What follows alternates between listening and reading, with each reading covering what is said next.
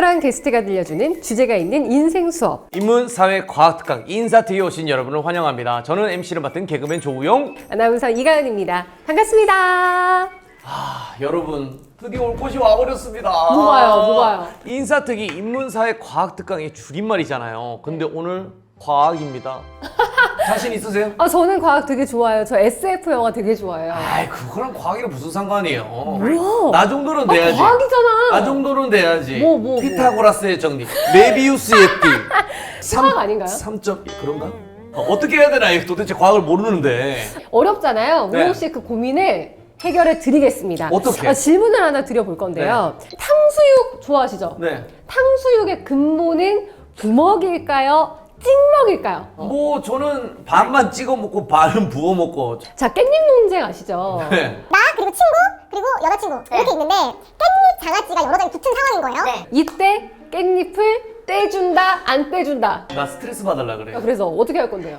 제가 떼드려도 되나요? 가은 씨 거를? 몰라, 제 거요? 아니 도대체 이 탕수육이랑 깻잎이 과학이랑 무슨 관련이 있을까 싶으실 텐데요. 오늘 모신 게스트분이 바로 이런 일상적인 주제로 흥미로운 과학을 풀어내는 분입니다. 야, 나 벌써부터 기대되고 재미있을 것 같아요. 빨리 모셔보는 게 좋을 것 같습니다. 딱딱한 과학의 세계를 말랑한 이야기로 풀어내는 과학 스토리텔러 임두원 과학자님을 모셔보겠습니다. 안녕하세요. 예, 안녕하십니까.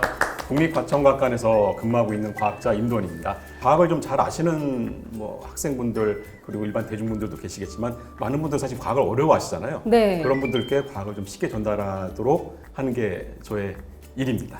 와. 그렇다면 저는 궁금한 거 잘 못 참으니까 바로 물어보도록 하겠습니다. 예. 부먹, 찍먹, 깻잎 농지. 이거 솔직히 좀 과학이랑 연관이 있다라고 하는 것 자체가 조금 억지 아닌가? 저는 그렇게 생각 드는데요, 과학자님. 어떻게 생각하세요? 과학적으로 굉장히 밀접한 관련이 있는 오. 질문입니다. 결론부터 말씀드리면 과학적으로는 부먹이 사실 근본적이다. 근데 왜 과학적으로 그게 부먹이 맞는 거죠? 튀김하면은 어떤 거 떠오르시나요? 튀김이 바삭바삭한? 예, 겉은 바삭하고 속은 촉촉한데 탕수육은 좀 다르죠. 그러니까 일반 튀김은 밀가루로 튀김옷을 만들어서 입혀요. 근데 탕수육 같은 경우는 전분을 씁니다. 이 전분을 쓰게 되면 바삭한 식감이 좀 없어져요. 그 대신에 소스를 잘 흡수할 수가 있거든요. 그러니까 원래 탕수육을 만들 때 목적 자체는 소스를 부어서 소스가 흡수된 상태에서 먹게끔 고안이 된 요리죠. 그렇구나. 그 튀김옷 자체가 소스를 흡수하게끔 만들어졌기 때문에 이거는 부어서 먹는 것이 맞다. 그렇네요. 그러니까요. 아니 그러면은 깻잎 논쟁 생각해 이건 보면은 억지야. 이거는 확실히 깻잎 억지예요. 논쟁도 과학적으로 분석이 가능하다고요? 이건 아닌. 이 질문은 어떤 대중이 하시더라고요. 네. 깻잎 논쟁에 대해서 과학자는 어떻게 생각하시느냐. 네. 깻잎 논쟁 처음 들었을 때 약간 이게 뭐 사랑 싸움인가 그렇게 생각을 했었는데 네. 사실은 과학적으로 설명할 부분이 분명히 있더라고요. 보통 마른 깻잎은 잘 붙지는 않잖아요. 네. 깻잎이 붙었다는 얘기는 이 깻잎 사이에 사실 수분이 있다는 얘기거든요. 네. 물방울이 왜 생긴다고 생각하세요? 자기네들끼리 그런 당기는 힘이 있어. 그렇죠. 그걸 이제 과학적으로 응집력이라고 하는데 이 응집력이 굉장히 거리가 가까울 때만 작용을 합니다. 근데 이 깻잎은 굉장히 가깝죠. 네. 그 사이에 물이 끼어 들어 있으니까 응집력이 강하게 작용을 하는 거고요. 그것 때문에 사실은 깻잎은 안 떨어지는 거죠. 그래서 이제 과학적으로는 그렇고 그러면은 과학자님께서는 이 깻잎을 떼줍니까 안 떼줍니까? 좀 떼주죠. 떼줍니다. 지금 잠깐만 이거 이게 맞나? 잠깐만. 한참 생각했어. 떼주면은 예. 아내분이 좋아한다 싫어한다. 관심이 없다. 근데 그 떼주는 행위에 대해서는 그런 과학적으로는 뭐 분석이 있나요? 약간 진화 심리학으로 좀 설명을 드려야 될것 진화 진화 심리. 심리학. 인간의 진화랑 사실 관련이 있어요. 다른 여자를 떼주는 거죠. 네. 떼주는 게 질투심은 기본적인 감정으로 탑재가 돼 있는 거고 다른 사람한테 친절하게 떼주는 건 배려심이잖아요. 네. 그렇죠. 이 배려심이 사실은 사회 활동할 때 굉장히 큰 도움이 되죠. 네. 이 사람은 같이 살아도 될 만한 사람이라는 생각, 그러니까 이타심에 대한 약간 동경심이 생기는 거죠. 이 두 가지가 서로 상반된 감정인데 동시에 생겨납니다. 과학자님이라기보다는 약간 영업하시는 사원님처럼 말씀을 너무 잘해주셔서 어느 순간 거북목이 되고 있어요. 이렇게 좀 재밌게 예. 음식에 관해서 쉽고 재밌게 말씀을 해주시는데 왜 음식에 관해서 이렇게 관심이 많으신 건지. 사실 운명적인 만남이라고 좀 봐야 될 것 같아요. 저는 이제 과학자긴 한데 처가댁이죠. 제가 결혼할 때쯤 돈가스 집을 창업을 하셨어요. 이때 이제 요리를 처음 접하게 됐는데 어느 순간 요리라는 게 굉장히 제가 하는 일하고 관련이 있다는 걸 깨닫게 된 거예요. 요리하는 과정이 네. 제가 실험실에서 하는 과정하고 다를 게 없더라. 그리고 요리에 들어가는 원리들이 과학 원리로 다 설명할 수 있겠다는 생각이 들어서 특히 튀김 요리를 좀 연구를 좀 하게 됐고 뭐 관련 책도 좀 저술하게 됐습니다. 그 인생 그래프를 그려보면서 얼른 한번 맛있는 과학에 대해서 들어보고 싶습니다. 네. 네, 우리 과학자님이 들려주실 진짜 과학 이야기는 지금부터입니다. 인생 그래프토 지금부터 시작하겠습니다. 초등학교, 중학교, 고등학교, 뭐 대학교, 지금 현재 뭐 미래까지. 가장 나의 어린 시절을 딱 기억이 나는 순간 언제부터일까요? 3, 4살 때 와.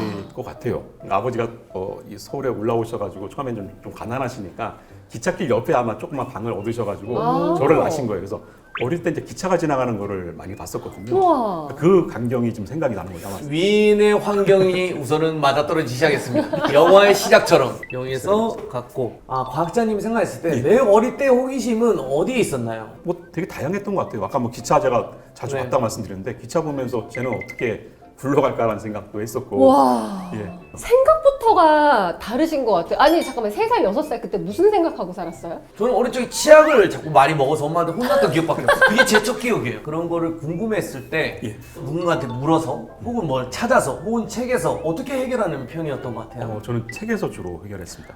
좀 내성적이었던 것 같아요. 지금도 약간 내성적이긴 하지만은 네. 그러니까 직접 물어보거나 뭘 가서 직접 보는 게 좀 무서우니까 네. 책 같은 걸 보면서 상상력을 펼치는 거죠. 동화책 보면서 이제 기차 나오면은 혹시 뭐 안에 들어있나 그림을 찾아보거나 그런 식으로 책을 찾는 약간 버릇이 그때 들었던 것 같습니다.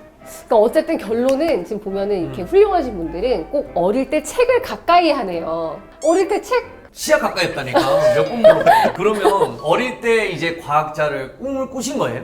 아닙니다. 어릴 그러면? 때는 사실 작가가 되고 싶었거든요. 오. 소설가 근데 작가님이 되긴 또 됐잖아요. 책을 내셨으니까. 어쨌든 어떤 책을 내긴 면에서는. 냈습니다. 소설가 그러니까. 곡을 한번 그려보도록 하겠습니다. 우리 여기서부터 우리 초등학교 들어가기 전까지 그냥 쭉 성장을 그냥 해왔던 것 같아요. 어. 여기 초등학교까지는 무난하게. 이제 무난하게 네. 성장을 해서 근데 이제 반대로 요즘에는 아이들의 호기심을 해결해주는 입장이 되셨잖아요. 예. 근데 뭐 뭔가 좀 고충이 있다 이런 게 있을까요?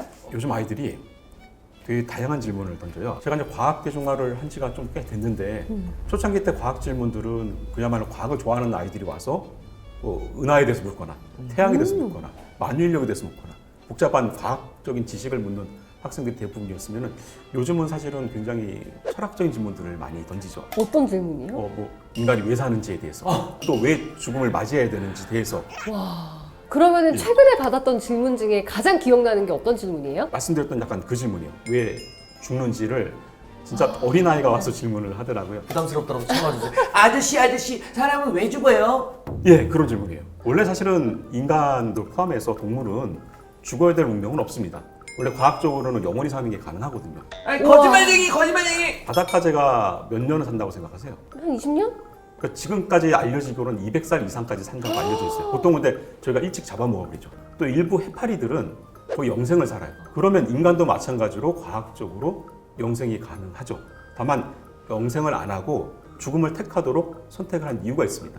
진화론에서 말씀드릴 수 있는 건데 내가 오래 사는 것보다는 내 자손을 남기는 게 인간이란 종의 번식에 유리하기 때문이에요.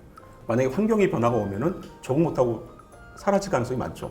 근데 제가 다양한 자손들을 낳게 되면은 환경이 변화되더라도 누군가는 소수가 살아남아서 또다시 자손을 만들고 번성하게 됩니다. 나는 그래도 영생 살고 싶다. 안 늙으시잖아요.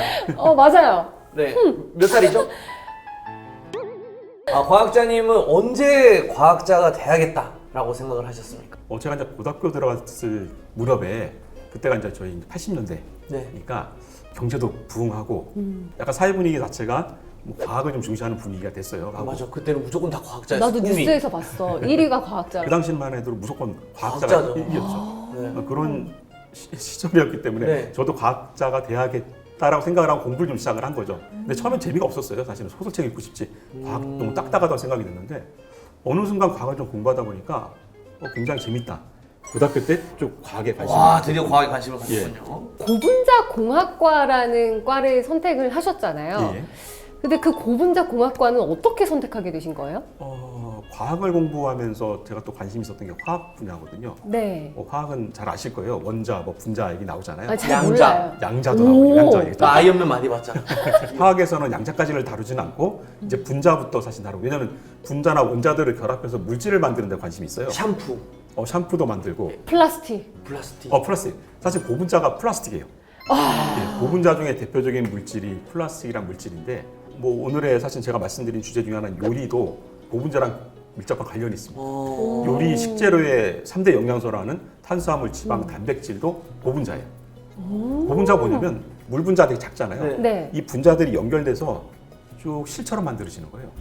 그러면 기다란 실이 되면서 이게 어떤 특별한 어떤 물리적 성질을 나타내거든요.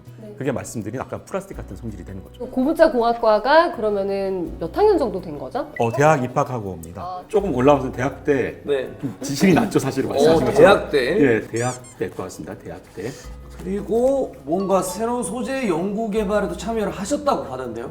예. 그때쯤에? 그 대학을 졸업하고 이제 기업 쪽에 취직을 했거든요. 네. 저한테 처음에 떨어졌던 것이 스판덱스라고 알아요. 잘 옷에 늘어난 많이 예. 쓰인. 스판덱스가 이제 미국에서 발명이 돼서 미국 위주로 이제 생산이 되고 있었는데 이제 국내에도 이 스판덱스를 본격적으로 생산하려는 그 작업들이 이제 국내 기업들이 진행되고 있었고 초창기 연구 때 같이 좀 참여를 했었죠. 고흡성 수지가 또 제 전공 분야이기도 했거든요.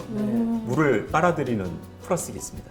주로 어디 쓰냐면 기저귀 안에 들어있거나 여성분들 그 생리대 안에 들어있는 강아지 패드. 강아지 패드에 들어있고요. 오. 예, 그런 것들을 개발하는 연구를 민간 기업에서 좀 진행을 좀 했었죠. 아, 되게 뿌듯하셨을 것 같아요. 그래서 제품이 나와서 판매가 되고 뭐 반응이 좋고 그때 기분은 어떠신가요? 그때 기분이 굉장히 드디어 올라갔죠. 성과물이 나오기 올라갔습니다. 시작하고 기업에 다닐 때 같은데. 네. 이야.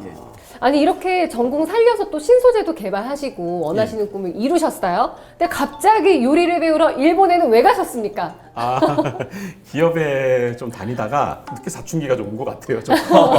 다른 것도 좀 해볼까라고 생각을 했던 것 같은데 네. 그때 네. 마침 제가 결혼하고 네. 처가댁이 돈가스를 창업을 네. 하시면서 그것도 한번 해볼까라는 참 호기심에 한번 잠깐 네. 발을 딛게 된 거죠. 그 결과가 뭐 어떻게 됐습니까? 토마떼에게 돈까스 집이 좀 과학자님 때문에 대박이 났습니까? 대박은 났는데요. 잘 와. 됐습니다. 잘 됐는데 사실은 저희 장모님이 원래 요리를 잘하세요.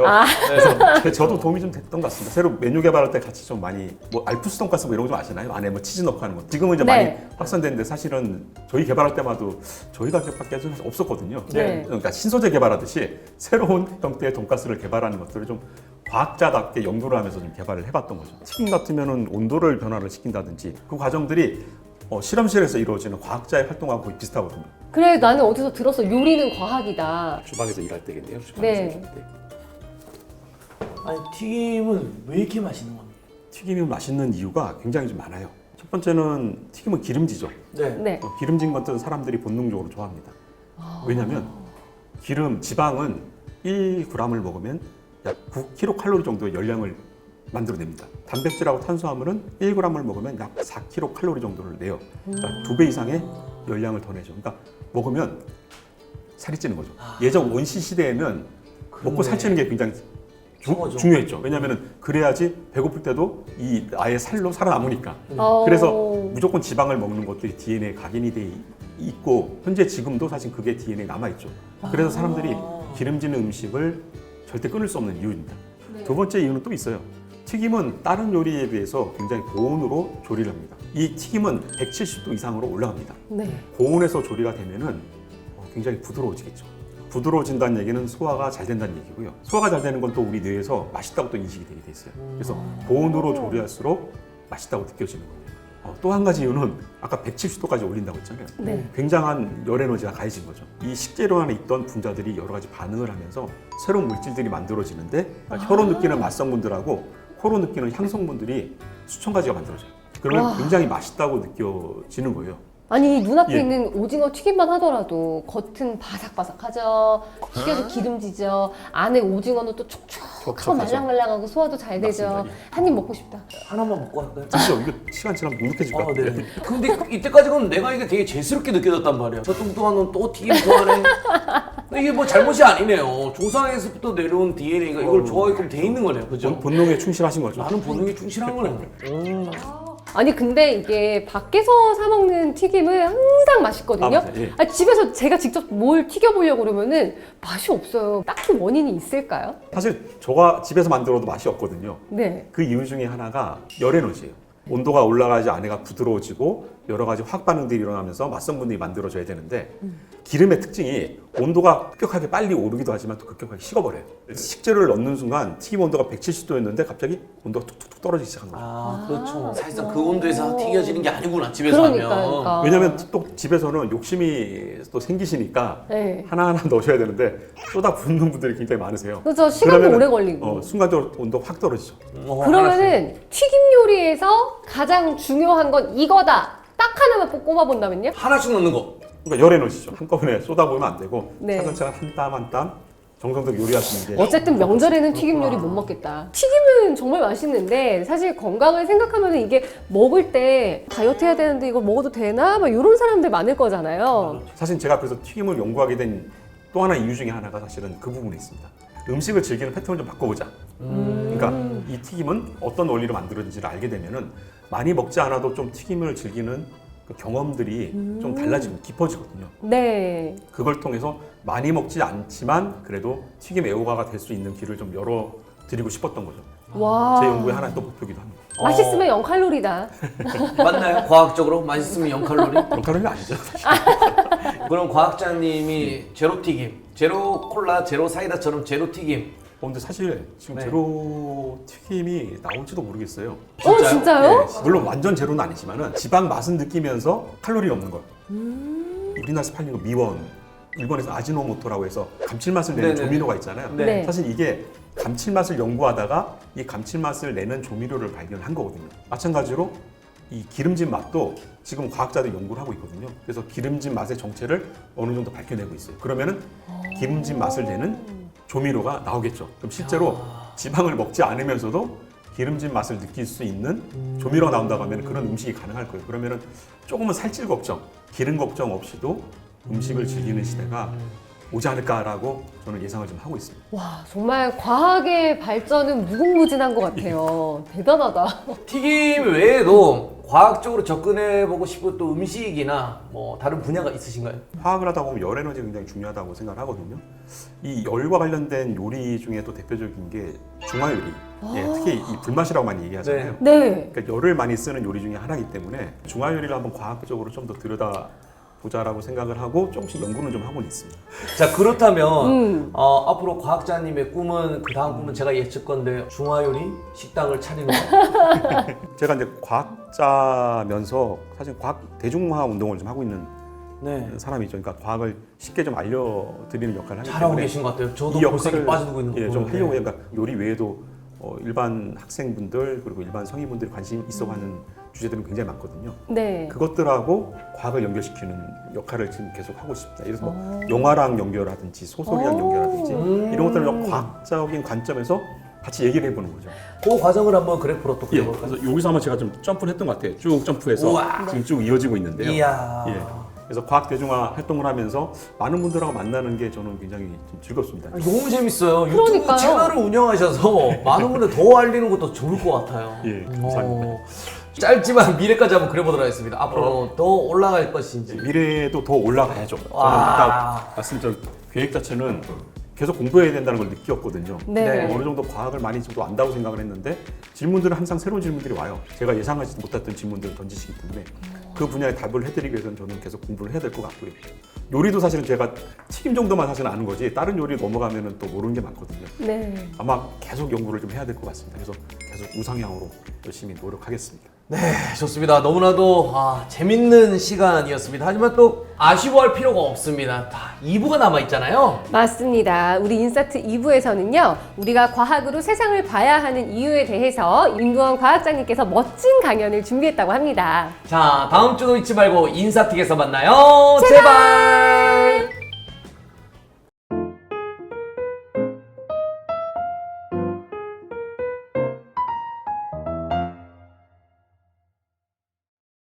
특별한 게스트가 들려주는 주제가 있는 인생 수업, 볼수록 힘이 되는 인문사의 과학특강 인사특. 자, 5번째 게스트 임두원 과학자님과 함께 하고 있는데요. 이번 시간은 특강 시간입니다. 자, 이번 주제와 어떤 친구들이 들었으면 좋겠는지요? 이번 주제는 과학의 창으로 세상을 바라봐야 되는 이유고요. 과학을 공부를 결심한 학생들뿐만 아니고 평소에 뭐 여러 가지 세상에 대해서 호기심 있는 학생들이라면 좀 들어보시면 좋은 강의일 거라고 생각합니다. 네, 그럼 저희도 집중해서 한번 들어보겠습니다. 그럼 임도원 과학자님의 인생 특강 지금부터 시작합니다. 세상을 볼 때 저희가 보통 창을 통해서 밖을 내다보잖아요. 그래서 과학이라는 창으로 세상을 바라보면 어떤 느낌일지를 여러분들께 한번 보여드리고 왜 과학의 창이 중요한지를 좀 설명 좀 드리겠습니다. 저 같은 경우는 요리를 좋아하기 때문에 요리를 과학의 창으로 들여다봤는데요. 요리란 게 뭐라고 생각을 하시나요? 저희가 국어사전을 찾아보면 요리란 어떤 조리 과정을 거쳐 만들어지는 산출물 또는 그 과정으로라고 정의가 되어 있습니다. 요리라는 게 그 한자로 헤아릴 요자에다 다스릴 이자거든요. 실제로 중국에서 이 요리라는 단어 자체는 한약방에서 쓰는 용어였습니다. 그러니까 한약을 저희가 제조할 때 여러 가지 약재들을 일정한 분량으로 섞어서 한약을 만드는데요. 이렇게 만들어진 일정한 분량의 한약을 요리라고 불렀다고 합니다. 그러니까 이런 그 어원적인 것들을 종합을 해보면 요리는 이렇게 좀 정의를 할 수 있을 것 같습니다. 정확한 헤아림을 통해서 맛있게 가공한 산출물 또는 그 과정이라고 볼 수가 있겠는데요. 그럼 이 요리는 언제 시작됐을까요? 요리의 시작은 불과도 밀접한 관련이 있는데요. 인류가 불을 처음 접한 게 한 150만 년 전쯤인데요. 호모 에렉투스라는 원시 인류가 저희 조상이죠. 어느 날 우연하게 불을 좀 발견하게 됩니다. 불을 발견하고 이 불을 이용해서 처음에 고기라든지 여러 가지 요리를 굽기 시작했는데요. 이게 요리의 시작으로 보이는 거죠. 그러니까 150만 년 전쯤에 불을 사용한 요리가 시작이 된 거고요.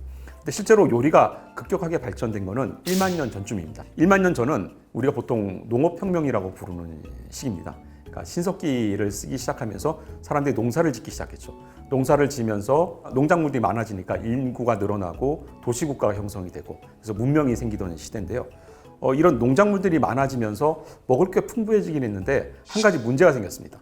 예전에 구석기 시대 때는 사냥도 하고 채집도 하면서 다양한 영양분들을 섭취를 했는데 농사를 짓다 보니까 조라든지 수수, 기장 같은 몇 가지 곡물에만 인간들이 의존을 하게 됐거든요. 그래서 영양 불균형의 문제가 등장하기 시작한 거죠. 그래서 이 신석기인들이 고민을 한 거죠. 그러면은 몇 가지 농작물을 이용하면서도 어떻게 하면 잘 영양분을 흡수할 수 있을까라는 고민에서 사실은 우리가 알고 있는 조리 방법들이 등장하기 시작합니다. 삶기도 하고 데치기도 하고 볶기도 하고 기름을 이용해서 튀기기도 하는 요리들이 등장하면서 한정된 식재료를 가지고 충분하게 영양분을 뽑아내는 방식들이 등장하기 시작한 거죠. 그럼 이 요리에는 어떤 의미가 있을지를 설명을 좀 드리고 싶은데요. 2007년도에 하버드의 인류학과 교수인 리처드 랭엄이 하나 중요한 논문을 발표를 합니다. 사이언스지에 발표된 논문인데요. 여기서 이제 인류의 요리 가설이라는 것들을 제창을 하게 됩니다. 아까 150만 년 전쯤에 불을 사용한 요리가 시작됐다고 말씀드렸는데 이 요리야말로 우리를 인간답게 만든 굉장히 중요한 계기였다라고 이 리처드 랭엄 교수가 설명을 하는 거죠. 왜냐하면 불을 이용해서 요리를 하게 되면은 영양분의 흡수가 굉장히 빨라집니다. 소화 흡수가 잘 되면서 영양분을 충분하게 흡수할 수가 있게 된 거죠. 우리 인체에서 가장 에너지를 많이 쓰는 기관이 바로 뇌입니다. 전체 에너지 한 20% 정도를 뇌가 사용을 하고 있는데요. 이 뇌를 가동하려면 막대한 에너지가 필요하겠죠. 이걸 가능하게 했던 것들이 바로 불을 이용한 요리의 등장입니다. 만약에 불을 이용한 요리가 없었다고 하면은 인간은 지금과 같은 뇌를 가지지 못했을 가능성이 높습니다. 실제로 저희와 비슷한 침팬지라든지 오랑우탄 같은 영장류들을 관찰해 보면은 뇌가 일단 저희보다 작기도 하고요. 전체 에너지의 10% 미만을 사용하고 있습니다. 이 영장류들은 하루에 9시간, 8시간 정도를 계속 먹고 있거든요. 먹어야지만 그 정도 뇌를 유지를 할 수가 있는데 인간은 화식, 그러니까 불을 이용한 요리를 하게 되면서 훨씬 짧은 시간에 이 20%나 되는 에너지를 소모하는 이 뇌를 유지할 정도의 충분한 열량을 흡수할 수 있게 된 거죠. 그러면서 저희는 뇌를 발전시켰고 그리고 요리하면서 하루에 8시간 이상을 먹어야 될 필요성이 없기 때문에 나머지 여가 시간이 생기고 이 여가 시간 동안에 문화가 발달하게 된 거죠. 그래서 이 요리야말로 과학적으로 보면은 우리 인간이 진화하는 데서 굉장히 중요한 역할을 했다라고 설명을 좀 드릴 수 있을 것 같아요. 사실 요리 자체만 놓고 보더라도 여러 가지 과학적 원리들이 많이 있습니다. 제가 1편에서 튀김을 좀 설명을 드렸는데 튀김은 또 특이한 면이 하나 있는데요. 튀김이 맛있어지는 이유 중에 하나가 그 곤충 가설이라는 게 있습니다. 고릴라라든지 영장류들이 먹는 거를 보면은 의외로 곤충을 잘 먹습니다.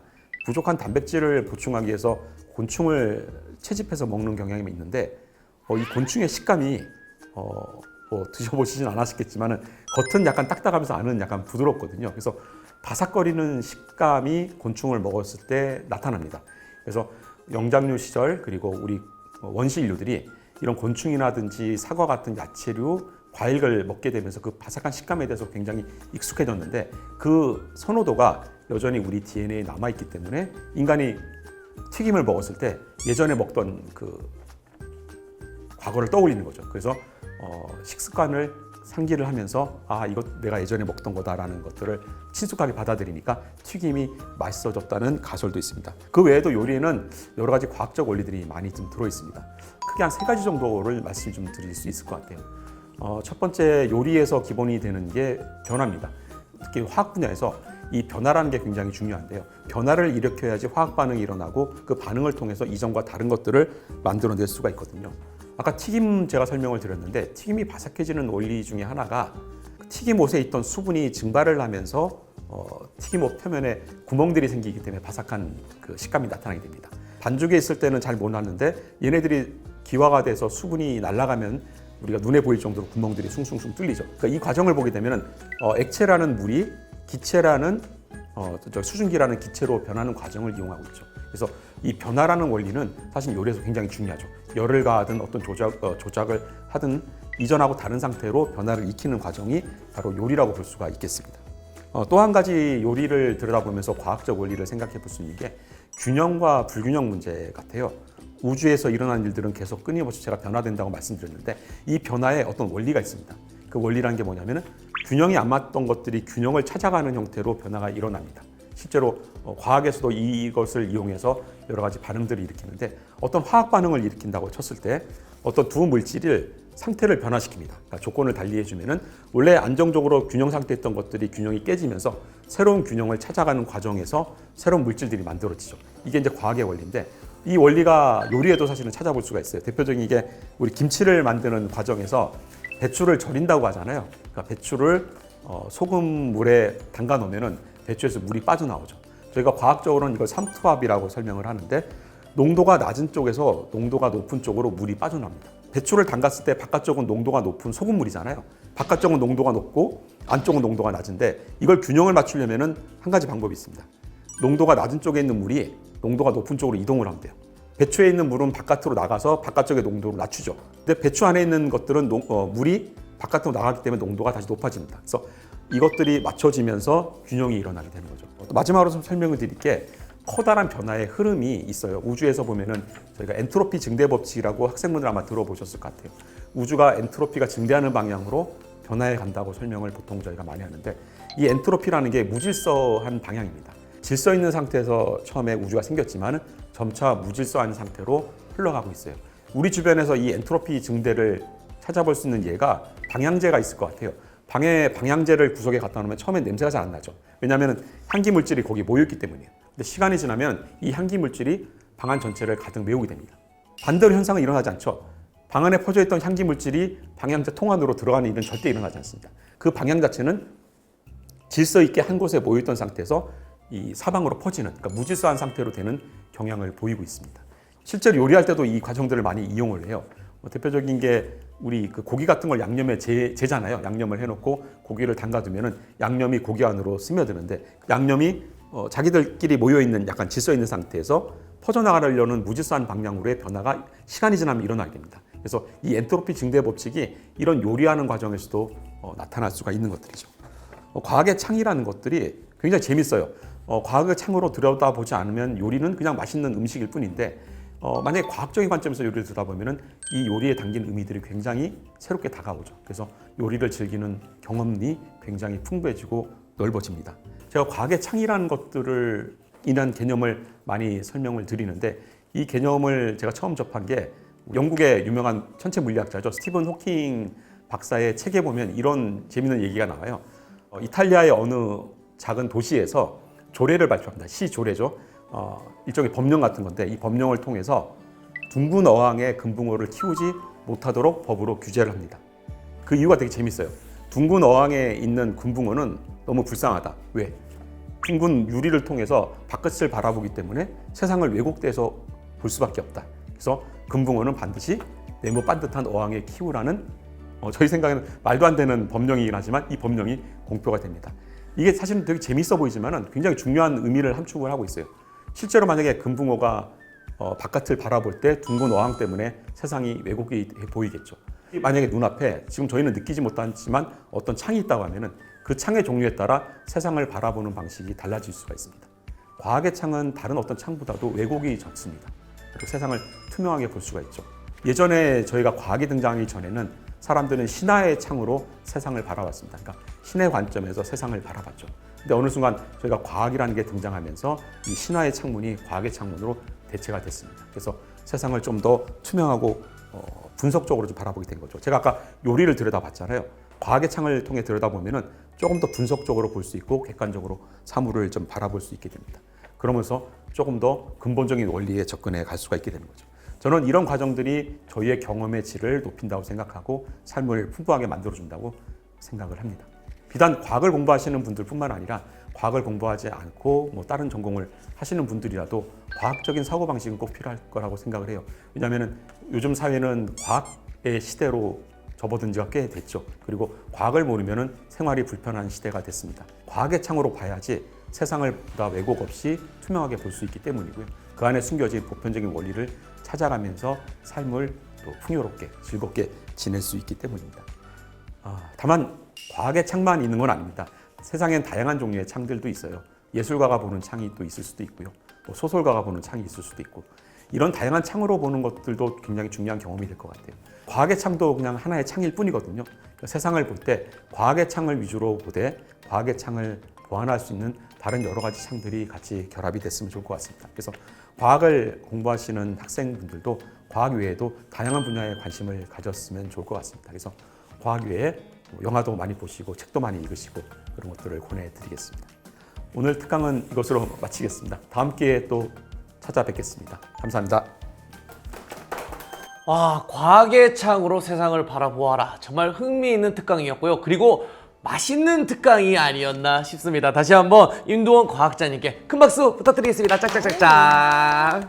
아니, 이렇게 멀게만 느껴졌던 과학이 이제 조금이라도 가까워진 것 같아서 저도 굉장히 유익한 시간이었던 것 같은데 네. 소감 한마디 부탁드릴게요. 과학을 좀 친숙하게 느꼈다고 말씀하시니까 저는 기쁩니다. 제가 하는 역할이 또 사실 그 역할이기도 하고요. 많은 분들이 과학의 창을 통해서 세상을 좀 더 즐기실 수 있는 기회를 가지셨으면 좋을 것 같습니다. 네, 감사합니다. 자, 이렇게 인사특에 총 5분이 나왔습니다. 여러분들 혹시 기억하고 계십니까? 우리 첫 번째 개그맨 곽범 씨의 유쾌한 차기력을 특강으로 시작을 했죠. 네, 그리고 도전의 아이콘 우리 스포테이너 신수지 씨도 함께했고요. 10대들이 꼭 알아야 될 경제 이야기에 옥효진 선생님이 있었고요. 선과 정의에 대한 새로운 인식을 심어주신 천종호 판사님 계셨죠? 그리고 오늘 과학의 찐재미, 과학의 창으로 세상을 바라보는 우리 임도원 과학자님까지 있었는데 이런 얘기를 왜 하느냐? 너무 아쉬워! 인사특 시즌 1이 끝이 났습니다. 맞습니다. 하지만 새로운 게스트 여러분과 함께 인사특 시즌2로 함께 돌아올 예정이니까요.